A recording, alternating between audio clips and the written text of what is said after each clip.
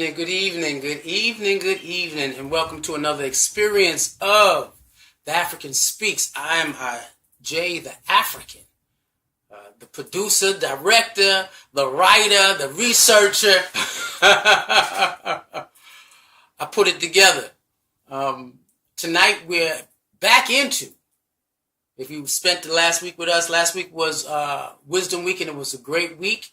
For those who tuned in, peace, blessings, one love, and thank you. We're back on to our normal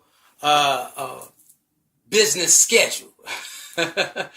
Yeah, so we've been doing 2026. We've been doing the coming of the Ubuntu generation. The coming of the Ubuntu generation. And we dealt with this, one, because we wanted to give you a glimpse of what the world would look like if we returned. If we return to that which we knew who we were before the great separation. And that's the separation of our knowledge and understanding of who we were before language. Who we were unto the Most High. Before we began to develop culture, tradition, and heritage. We had a clue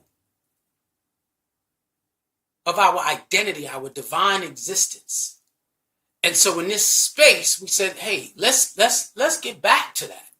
Not just fight for political position and always mentoring the political climate around us. Let's talk about the inner divinity inside us. Let's talk about the God incarnate inside us. Let's figure out what it means to see ourselves in today's era as an aware black man and an aware black woman, a conscious black people who return to that state where it says, let us make man. One male, one female in God's image. Get back to that point where we understood that we are pure expressions of the Most High. And everything we do is at a high level because it is who we are. Not just because of the situation and circumstance, but just for the sake of experiencing divinity coming through us. Now that's something different. Because if you're doing it for the sake of a divinity coming through us, what stops the person who wants to experience pure divinity? Or being a vessel to have the divine intelligence of the Creator always come through in the world in which we live in. And so we dived in to this particular experience, and we said, and we broke it up in 4 chapters. And we said that first quarter that we were talking about the awakening of the African mind. We had to wake up the African mind. We had to take you to show you who you are, what's happening inside you, and what continues to happen inside you. When you have the conditioned self in the African mind always competing, that gives you more stress, makes you tired and weary. That you know you belong, and you see yourself as in a better place than what you are. I am more than what the world is offering me and giving me. And that is the awakened mind, or the African consciousness within inside you. That is what that is. And so we had to break that down. We had to deconstruct to reconstruct your identity. Functioning. Identity reconstruction. We had to break you down to your very last compound. Helping you understand that you are a manifestation of spiritual amnesia. And you had to bring yourself back. The outcome, the individual becomes consciously aware of who you are and where you're from. Ain't that something? And so from there, we said, let us go into the space where we are healing and reclaiming our natural self. You don't know who you are unless you've done the work. You don't know who you are unless you've done the work. And so we talked about epigenetic healing. We talked about learning your patterns, right? We talked about even the epigenetic that's in your trauma, but we talked about the intergenerational or your own generational problems. The issues that you had in this particular time. And we got a lot of response with these lessons and And so I appreciate you, and I hope some of you were able to reclaim yourselves and understand the things that we went through in this space, that it's something that continues. It's not just one time, and it's just something that continues. You're always fighting. We in my community say you're not saved once, but you're saved many times. And it has to be constant in order to get to that higher state of self. This quarter guided us to release what no longer serves us. It restores our truth and rises us into a higher sense of self. And so we went through that quarter, experiencing that emotional maturity, pattern recognition, and finally, I'm feeling myself closer and connected to the Most High. And so we went through those processes. Now, in this other state, we are into that third quarter. So when you go through that process and you recognize you're going through black reality, after you get through black reality, you're dealing with the healing and reclamation, you get to that point where you have to express the power that's in you, the purpose that's in you, the creation that you are. I use my power for my purpose, not anything else. I create solutions that serve life. I build and support and strengthen the we. And that's deeply important. I leave something that outlives me. Third quarter is all about legacy. I am a conscious contributor. Now that you have access to the energy that is you, you've gone through black reality, you've gone through healing and recognition. Now it's about power. Now it's about you showing you who you are.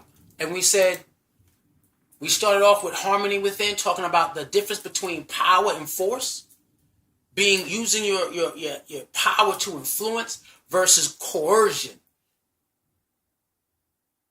versus intimidation, versus fear, ego, or the lower sense of ego. Power inspires. It uplifts, it heals, it directs, it's guided from something that is deeper inside of you. And so in that space, we moved into understanding that we are co-creators. When you awaken to the strength and the power inside you, you realize, wait a minute. I am a co-creator with the Most High, and I'm on the journey to deliver the gifts that is inside me to the world. So I co-create with that which called me here to build.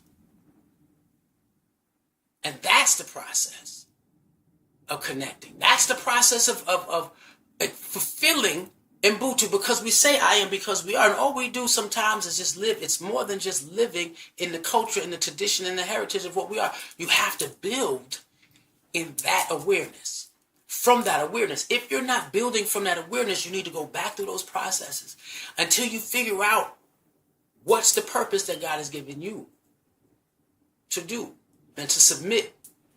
You got to realize I am a co-creator with the Most High and with all those who are like-minded, which is important. Then we came to the part where you find your purpose, and your purpose is a collective assignment. Your purpose as a collective assignment. You were never meant to be here and do this by yourself. None of us were ever meant to be here and do this work by ourselves.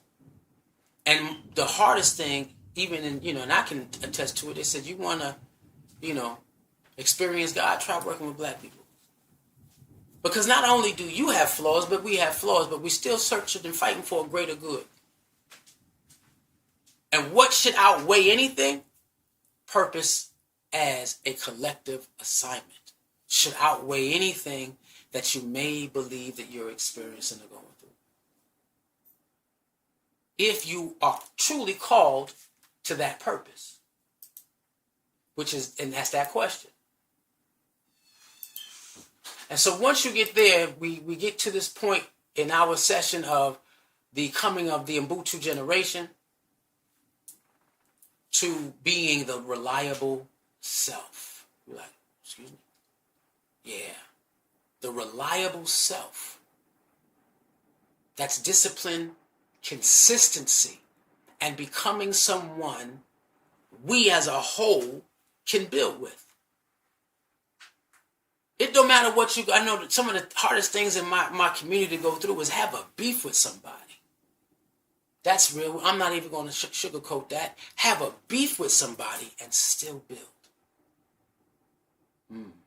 That's when you know you experience God. I got a beef with you, but that don't mean what we got against each other is going to go higher than our purpose and our cause. So in this space, you understand, because you get to that point, you see, healing restores the capacity to give. Purpose gives the capacity for direction, alignment. Then you have discipline gives purpose structure. It's not just, free flowing. There's a structure, there's a process, it's an organization in your life that matters. Things that you know that this has to be done. And if they're not getting done, you got to figure out how to do them. That was always my hardest thing. Then you deal with consistency makes contribution available. Your consistency, you're always standing in that, makes what you do available not just for you, but it's for others to receive. They look at your patterns and be like, they don't change. This person is what that person is, and this person can compete, do this. I've seen so many people not have this consistency piece. And it's not a daily thing, it's not a weekly thing, it's not a monthly thing. Now, some people do a yearly thing, and they're consistent on that yearly thing. I say. But you got to find that somewhere where now reliability allows the we to build with you. With everything you have. With everything that you do. This is what the reliable self is. And so in that space, dealing with the reliable self, and you'll get this, and we'll probably cover this again, where your gifts become infrastructure. Yeah, I said it. That's something different. And so we're going to get to that. But the reliable self builds, or the healed self, when you know you're walking in healing, there is something that you can always rely on somebody for. This person will always be there to do A, B, C, D, E, F, G. And won't. I'm not going to say it's a rigid scenario, and we'll get to that too. But you realize, wait a minute, this person is healed, and I'm able to see that I am because we are. Now, being healed means you have the identity and you understand who you are. That doesn't mean that you're perfect. None of us are. But healing does more than just change how you feel. Healing increases your capacity to govern yourself. Now, when you sit down and say, I'm here to be doing A, B, C, D, F, G, and then you go do it, and then something happens to you emotionally. You know that you are in the right space, that you allow yourself to go through that. At the same time, you continue to build. Because of and this sermon is on my spirit. Because of the urgency. The urgency in which black people are living under. A lot of people, this is slipping through a lot of people's eyes, hands. But you become increasingly able to honor what you know, what you choose, what you commit to, and what you have been entrusted to contribute. And understand when you say entrusted to contribute, this is that relationship between you and the Creator who gave you your gifts and said, look, your gifts are for the community. Your gifts are for the group. Your gifts are for the people. Your gifts are for their growth, not yours. We live in a world where individuals' gifts are about themselves, about their own personal wealth. We have more millionaires in the black community than we've ever had before, but we don't see the black community improving. And then with social media and internet, we see our children becoming millionaires, bypassing everything, bypassing all types of education. And they get out there and they don't know how to act. Sad situation. Then you sit down and you have my purpose. Again, that's a collective assignment. Our purpose is a collective assignment. Who are we for our people? That's Ubuntu. That's getting to the core of what Ubuntu is. It's more than just identifying ourselves as a social connection. No, this is a spiritual binding. And it tells us that we are here to develop each other back into what we were all called to be as a people of the Most High. Not as a person, I'm a daughter. You say, I'm the daughter of the Most High. I'm the son of the Most High. You hear all that. But when do you hear we are a people of the Most High? Where you get away from the smaller ego and your I disappears into a we. I tell people, my I is plural and my we is singular. Anytime I speak about me, I'm speaking about us. And every time I speak about us, I'm speaking about us. One. We still move as one. Now a question emerges. Can the we depend on your contribution? Are you a person that if the community needed you to call you onto you, have you developed your gift to where if they need you, we can call you? It don't matter the behavior, attitude, you don't like somebody, you mad at somebody, you angry at somebody. If somebody called on you because the gift does not belong to you, it belongs to that which you were sent. Can you sit down and put your emotions aside? That's when God is testing you. Can you put your emotions aside and somebody depend on your contribution? People that they don't even rub me right. But wait, the we just called you. Can you do that? Because purpose cannot remain something you understand. I'm clear. Eventually, purpose must become something life can lean on, can depend on. It has to be. That has to be so. And so, are you that gift that keeps giving? Right? Purpose is personal, but responsibility is a collective power. Your purpose, your gifts, your attributes, your talents, your character, all inside you. That's you. That is the fingerprint that God placed on you. And only you can be your greatest you, but that's personal. And there are individuals who are aware of their gifts, talents, and they keep it personal. But are you those who seek to understand themselves on a more intimate level? Is your purpose personal, yet your responsibility, is that a collective power?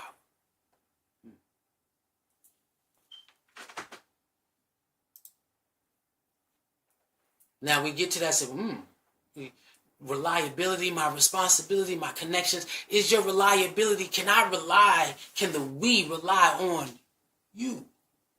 And I had to ask myself, can the we rely on me?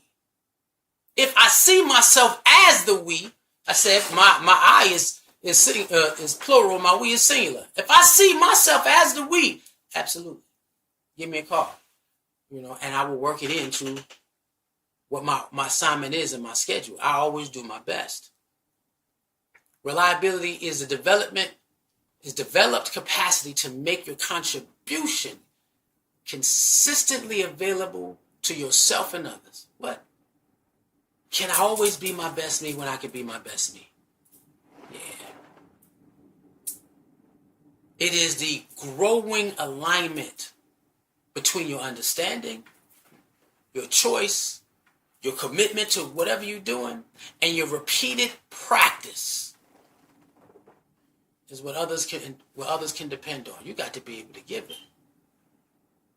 Reliability is when somebody turns around, you're there.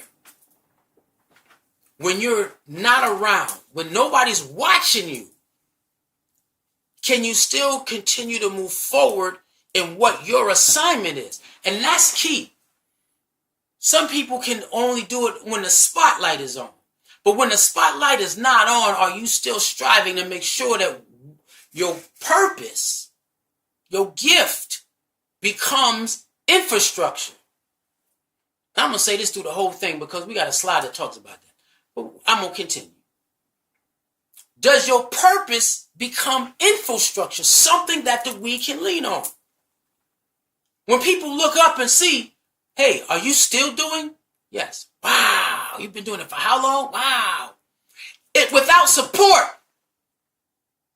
can you still maintain? Because it's not about what you do, it's about what you're called. Purpose identifies your contribution to the we.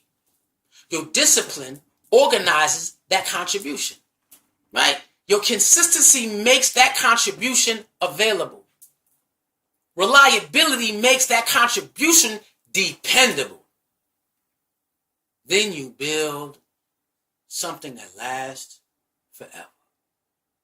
Trust. Trust is accumulated evidence of your dependability. This is an individual who stands for Black people. Not the fact that they pop up out of nowhere, but they've been in the ground, they've been in the trenches. Have I seen individuals get pumped up to the front ranks and we don't know how dependable they are? And then all of a sudden they last, it's like a spark and they fade out? Absolutely. But trust is developed when that person that when you have purpose, discipline, consistency, reliability. Whoa. Alignment creates liability. When somebody walks according to their ordered steps. I hope y'all was watching the African Speaks last week because we did a whole thing on divine alignment. And divine alignment is that oneness with the universe.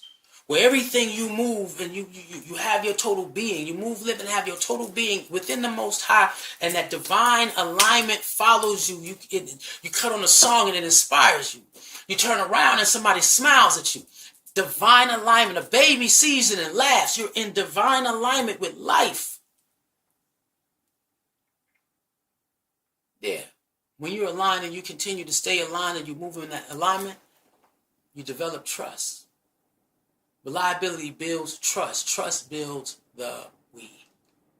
And if you have a weak forming we, that means the trust in the institution or what is the infrastructure of what is built through people living their purpose. If the institution is suffering, is based off of a trust issue. We don't trust in the reliability of that institution. Ain't that something? Which means the individuals in it can't be trusted. And it's hard to build a foundation and an infrastructure with a person or a group that does not stay within their alignment to build the trust with the community and everybody else, or even with yourself. That's a hard thing. And I know for me, it was, now, last week I put myself through a grueling experience where I created 5 lessons, 5 days, because I was called to produce and finish this particular, The Power of the Divine Self. I'm about to do something else with that. It's going to blow your mind. Now that all 33 chapters are completed. And of course, we're working with this until the end of the year. So I'm one of these things that I'm producing. I don't just do a live stream to do a live stream. They connect to give you a view, to give you a framework, a step-by-step experience to get to your higher self, to find the kingdom within inside yourself. And when that comes forth, you become reliable in your assignment. And today I sat down and I said, I wanted to finish this lesson by noon. Right? It didn't happen. I'm trying to tell you, everything I was trying to do, I couldn't do it, and I had to wait. Because sometimes that reliability, you pushing it. Wait, I'm sitting here working and trying, and I hit the Z's. woke up, and then God said, here is the lesson for you. And I tell you,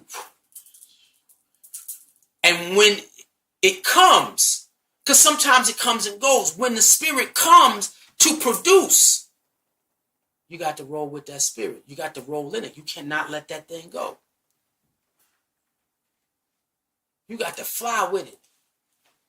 Funny, in the art of parenting, my daughter got to a point where she could say, Daddy, I'm tired. I don't want to do my homework tonight.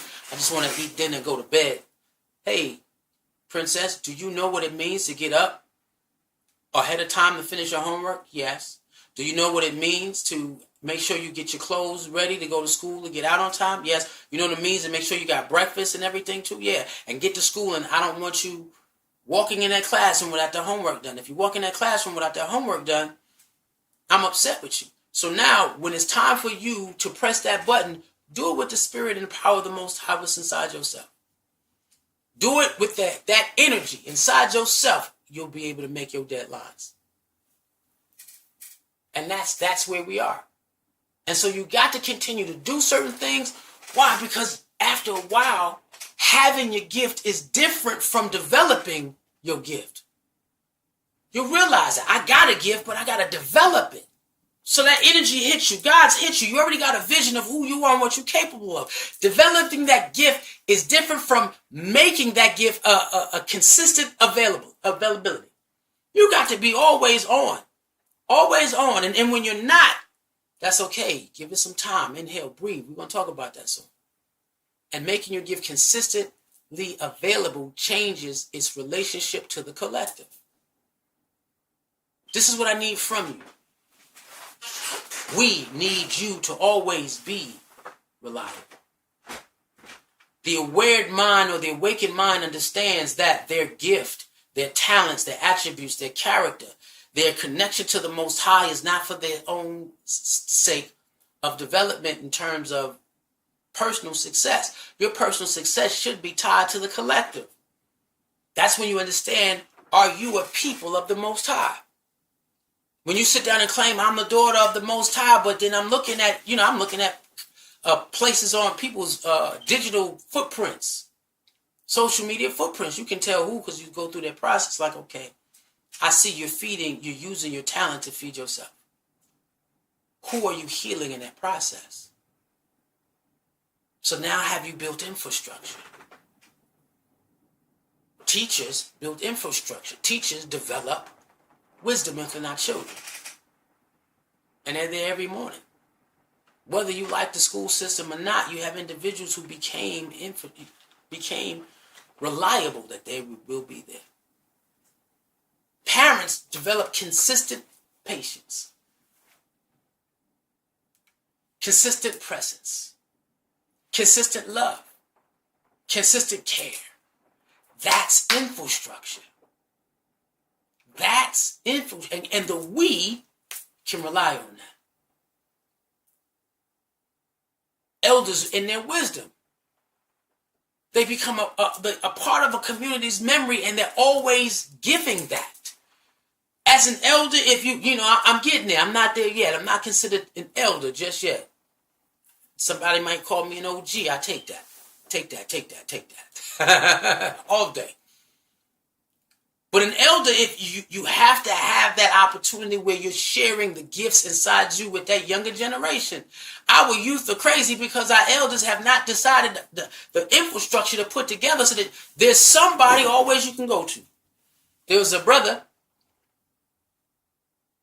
Cardinal Amanifu Waganga. Cardinal Amanifu Waganga. When I first came into my community, man, they sent me that brother, and that brother stayed with me until I was able to ride the bicycle of awareness by myself. He was like that for everybody. And then the older he got, the more wisdom he got. And and that was a difference. Because the older he got, when you heard his sermons, man, they were so power-packed. You got a dissertation. But he was delivering it. Wisdom is what elders create as infrastructure. And I'm always got a door open for any elder who seeks to share their wisdom and what they learn. just call me. I would love to do an elders version of the African Speaks. My journey showed me. And I've been asking. And it's so hard to get them to commit to infrastructure. Our organizers, they build reliability. Because they become a part of that organizing structure. Where they say, hey, we need this. Can you put this together on paper so that we can take a look at it? Absolutely. And we have some administrative individuals who are blessed with it. I'm going to give a shout out to Sister Najuma because I've organized everything I've ever done. And when she stepped in, she said, I was called here. I said, excuse me? She said, I was called here. And I know what I'm supposed to be doing. Brother. And I said, well, I didn't jump to the request or to the behavior. Let me open the door just a little bit.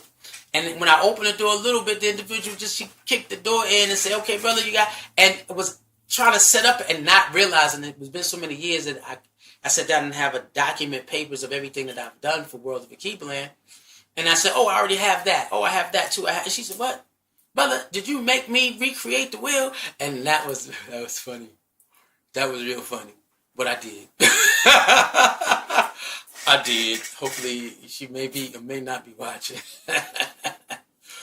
And then you have the artist that discipline creativity becomes a part of our culture. The dancing, the outfit design, the jewelry making, the singing, the painting, the storytelling. That becomes infrastructure. You got to go from your gift, from being aware of it, to using it as its own institution. Your gift must be developed till it becomes its own institution.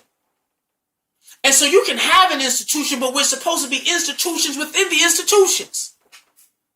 And so everybody has a ministry inside them, and that ministry has to go to the point where my gift turns into my ministry. My ministry returns into infrastructure. My infrastructure is reliable and trustworthy for me to build community. And that is we're supposed to use that infrastructure to spread across the globe. What? That's what that is. When your gifts become infrastructure. What you do consistently contributes becomes something that we can increasingly build upon. You can't build on shifting sand with individuals and organizations and programs that don't show consistency. You want to see God watch somebody work when nobody's supporting them and nobody's around them. That's when you know. Every time you blink, they're still moving, still developing, still writing, still creating. Why? Because their ministry is an infrastructure by itself. Period. And that's something to think about.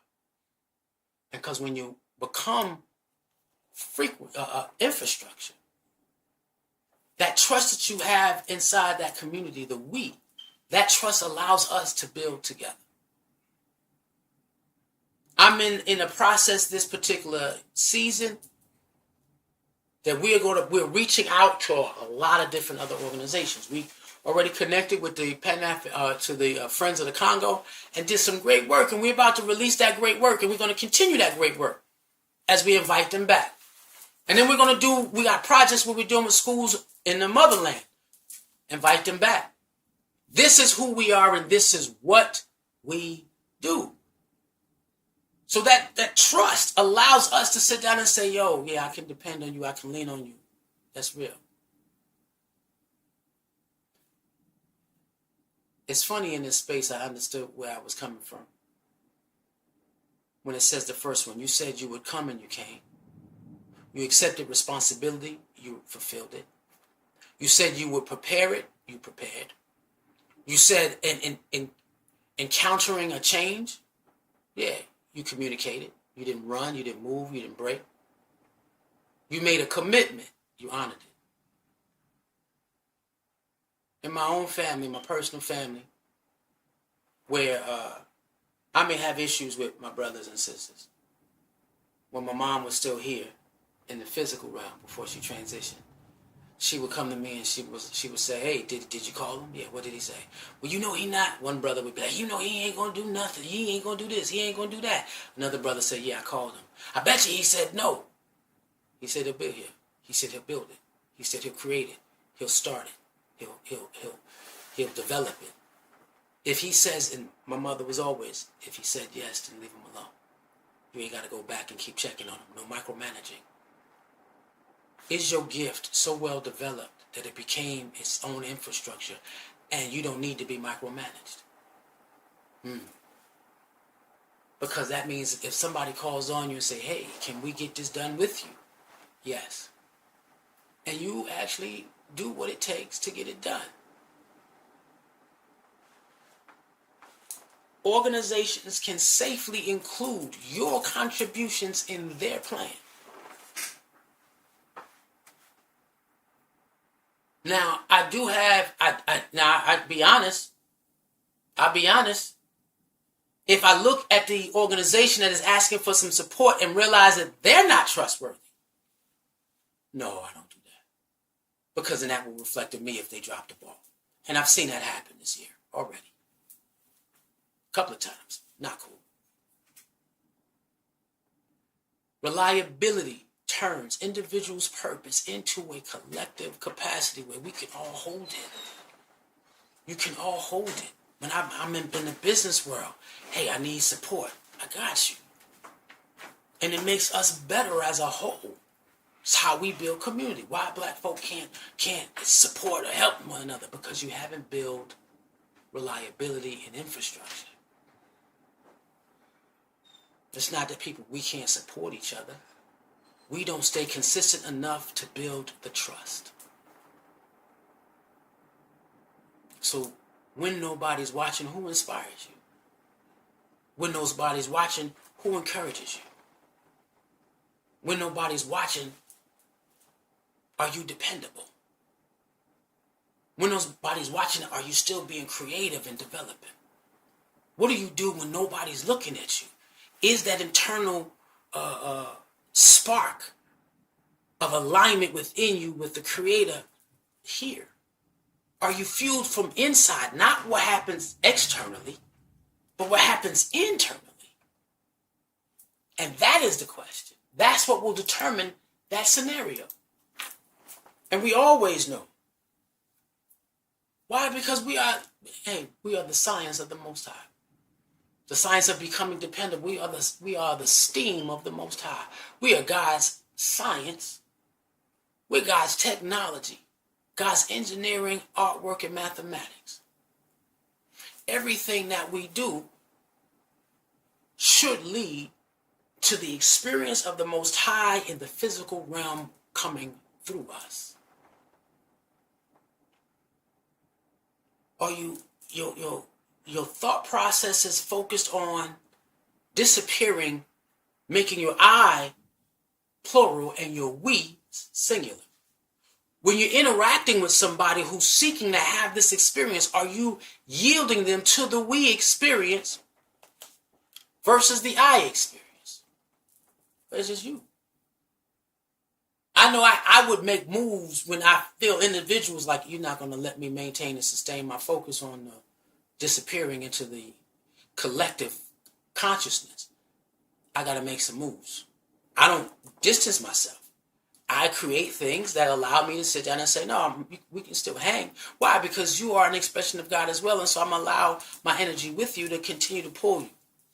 But I can't let you stop me from doing what I'm called. Right? You have an understanding of things.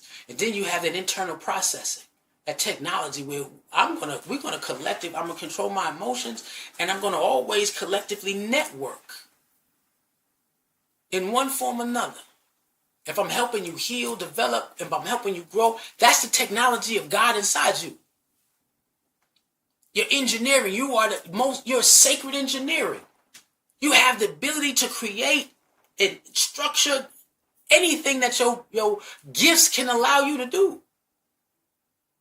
You can schedule it, prepare it, organize the environment. There's nothing that you are not able to do with who you are called to be. But when you're trying to be something that you're not, that's when your engineering skills might get shaky.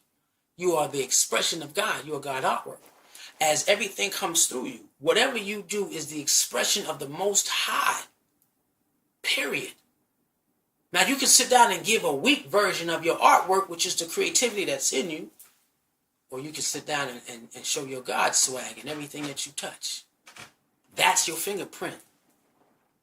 And we're mathematically created to always to be able to connect to something that's higher than us. We can create that life where we're showing patterns. The world is created in pure mathematical genius.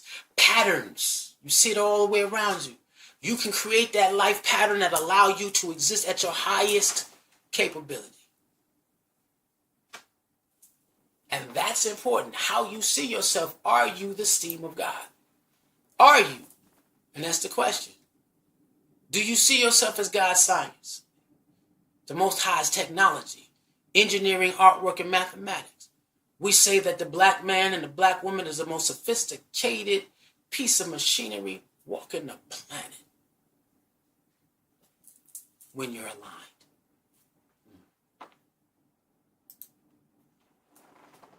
Now, when I thought about this thing, flexible consistency.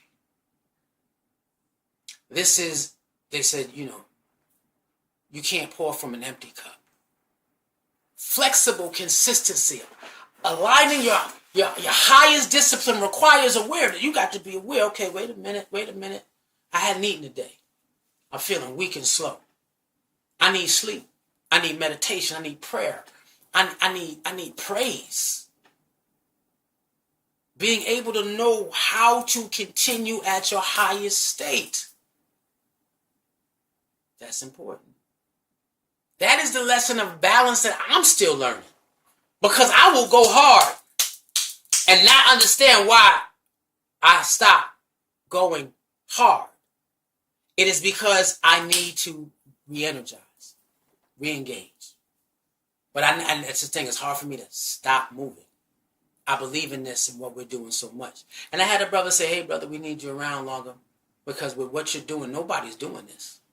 Nobody's developing this. Nobody's moving this. And I'm an individual who say, hey, I want to create something called the African Speaks Collective. Or the African Collective. Let's do that.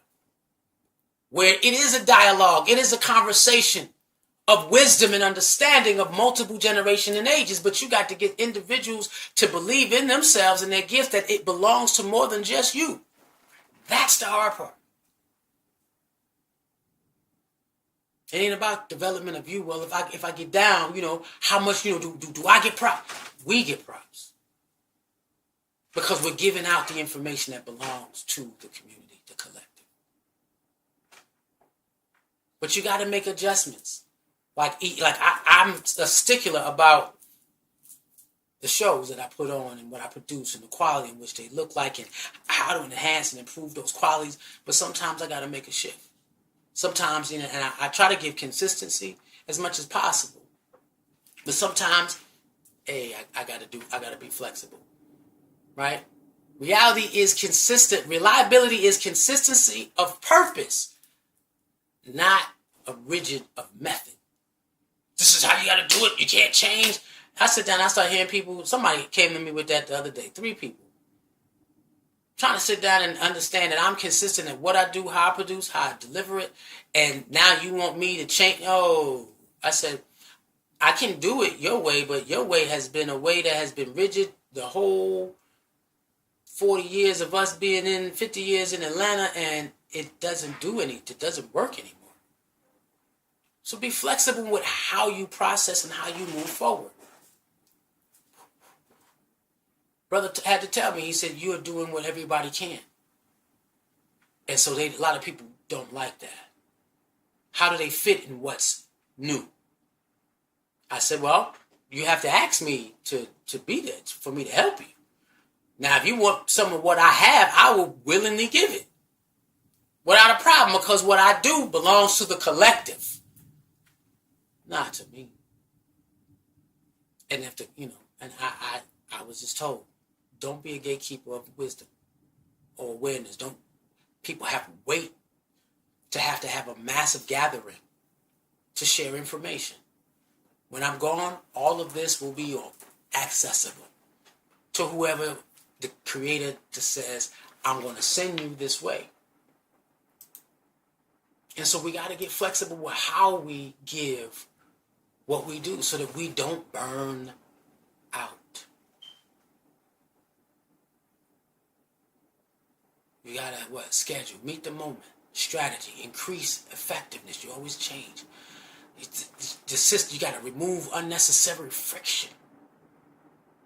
Right? You got to change certain things. Improve accuracy. You got to everything can't always stay the same. To reach, you got to change your route to reach the destination. Pace, sustaining excellence. I have an issue with mediocrity. And if you see anything that I'm producing as mediocrity, I'm open. Hey, brother, you could do this a little bit better. Okay. But you got to get it.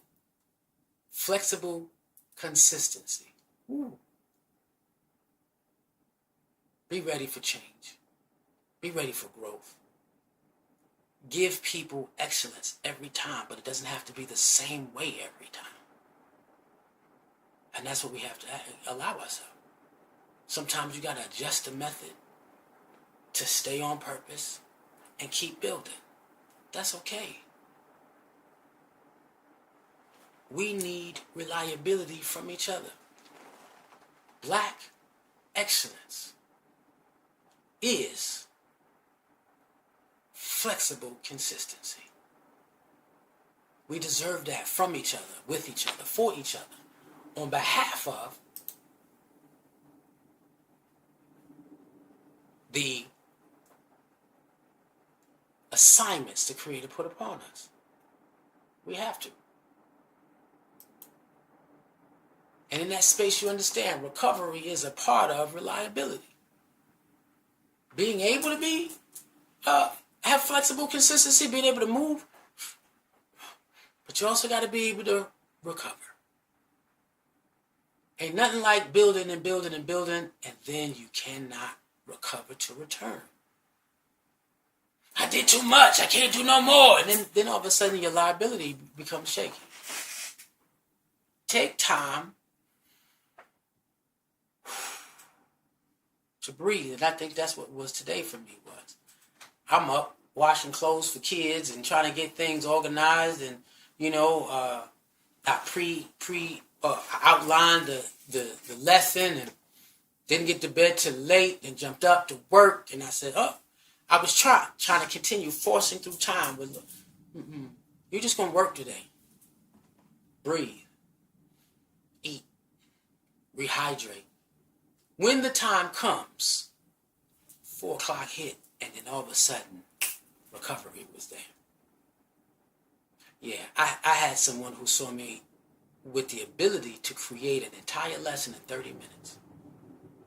I start, when the Spirit of the Most High hit, I start outlining. Real quick. And I'm writing the outline, I'm hitting the bullets, and then I find images and outlines for the bullets. Now I'm making the images, right? But I would go on the internet. I have a database of images that'll blow your mind. And every time I wanted to do a lesson, hit record, hey, hi, this is that Jade African. And the person who was watching was like, dude, did you not just do that? Yeah. And you just called me and told me they gave me the assignment. They gave me the assignment, and they gave me the know-how, and they gave me they let me loose. Sometimes you just got to pause to breathe so that way your ancestors, that's the they. Your those who have other deities, that's the they. Those who serve the most high God, that's the it. Because it is a they. Because everything is the most high God. Everything. Sometimes you got to pause to breathe, to catch the spirit, the wisdom again. This is a vessel in which your spirit lives. You have to tend to it so that you can recover and be there the next day. Return to the assignment. Return to your practice. Return to your standard. Return to the system. Return to alignment. Return to your people.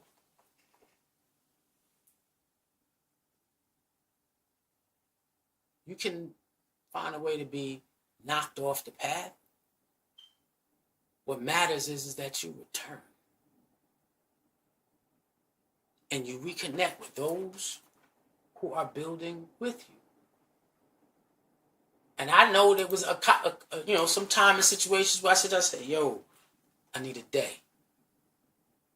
What? Yeah, you take? Nah, I just need 1 day. I need my body, my temple. I need to give to the temple because I neglected it. Give me a minute. I got this. And then you step into your alignment after you recover. And every conscious return strengthens self-governance. And that's what that part is about. And we dealt with that in the pattern. Can you self-govern yourself to get back to your assignment when you take a seat? Some of us are ever-ready batteries. I said my uncle is the ever-ready bunny. I got batteries in the back. He passed on a long time ago because you don't see the commercials of the ever-ready bunny. But that was my uncle. And I put them batteries inside. Why? Because the Most High is an endless source of energy. You have to be able to maintain your temple to be able to control the fuel that God sends through you. Your recovery keeps the assignment alive. That's why in your personal time, you're self-governed. You don't eat the things you're not supposed to. You don't drink to the point where you can't recover. You guard yourself if with the use of pharmaceuticals that are not prescriptive. Even with prescriptive pharmaceuticals, you make sure you purge your system from the toxins. Why? Because it's going to still need you to recover at a high value. A mature system includes recovery. That was something I had to learn. And that's something I'm learning. In that space. Return is not the opposite of consistency.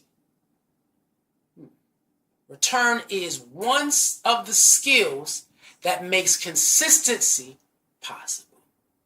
How well do you bounce back after that alignment, that awareness, right? Awareness, I notice I drifted. Courage, I choose to return. I stay available. Alignment, I return to the assignment. Reestablishment, I re-engage my system. Reinforcement, every return strengthens my reliability to the we, to the root, to the cause of developing a people that we can always lean on, that we're called to be.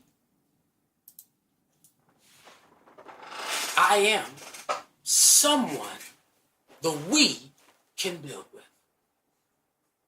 It don't matter what you do. Be somebody of consistency. I did have somebody around that was deeply inconsistent. And I said, okay, I got to make changes because that inconsistency was also pulling me. I had to make changes to my friendships. Because I needed to be someone that we could always rely on. Where there are no ebbs and flows. He produces. And that's what you have to ask yourself. Are you someone that we can build with? Did you have your gift transition into infrastructure? And that's a lot of us need to take a look at that. Is your gift an infrastructure? And as your reliability increases, the collective power How does that look in your community? In that space when you sit down and talk about, wait a minute, reliability, when you're building the next generation, you cannot make a decision to not be a pillar. Our youth deserves the gifts of the older generations to be infrastructures in their lives. So when a kid has an infrastructure that he can always rely on that is leading him to his highest self, that kid will always come back. That kid will develop into a being that knows who they are. This is why I do what I do. I had a friend of mine, call him out, Gregory Aguilera. Y'all can look him up. He's a real person. Came in and sat down when I first started the idea and the concept of the world of Akiba land. He said, what happens if you have a parent that goes, that when you have a gifted child, the child is, you're going to take on the child, you're developing the child, but that parent was never developed. So we have to have programs for the parents. Hence the world of Akiba land. Hence the African Speaks. Then I said my church community will be able to do that. Hence the African Speaks. We have to be pillars in not only the lives of our children, but pillars in the lives of their parents, to make sure that there's stability there, so that way we can build something for the future. We can build something for the future. We may not see it, but we're going to pour into these children until there comes a child that only knows its experience, connection, and relationship to the Most High. In that space, yeah, Pan-Africanism is going to live as a sure reality. One people, one purpose, one focus, one destiny. So while we're doing this, if you've heard something that really agrees with you, that connects with you, yeah, join the mission. If you like the dialogue, hey, hit me up. I don't even mind people coming on the show as guests. Join the conversation. Let me know. You ready to bring the future? Build the future? Let's get infrastructure and bring a child. This is what we do. Next week, we are going to be, and I said I'm going to start doing this. I'm trying to create a better infrastructure where I already know my lesson. Sacred economics. And it's how you move according to what is needed. We're not talking necessarily generational wealth for the individual, but sacred economics for us to be able to move. You can't have freedom, with no finances. And economics is a sacred thing. And so we're going to take a look at that. Because we are definitely in the process of walking this earth in complete awareness of who we are. And that awareness is supported by the world we build around us in present day. So king, queen, God, goddesses, aware African minds, let us walk into that power where we're building something that will last even when we're gone. With that being said, peace, blessings, have a beautiful evening. See you again later, next week. One love.